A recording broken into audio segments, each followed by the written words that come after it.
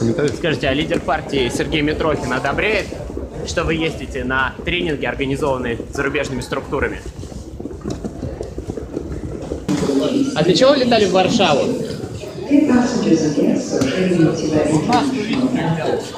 Туризм?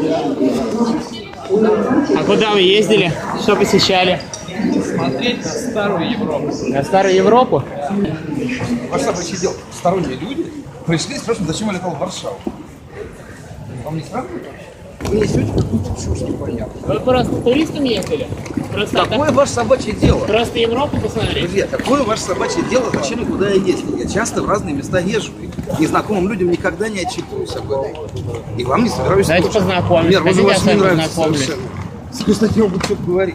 А почему вы нервничаете? Потому что впервые столкнулся с ситуацией, когда какие-то наглые люди приходят, снимают меня и задают мне вопросы. Вы не на которые я волнуйтесь, вы в совершенно не России, вы обязан здесь в отвечать. безопасности, не надо Я всюду в нервничать. безопасности. Ну все. А что вы тогда нервничаете? Уберите на свою камеру. Навязчивое Или представление мы будем граждан вынуждены является сейчас административным позвать правонарушением. Позовите. Ко мне пристали знакомые люди с камерами, аппаратами.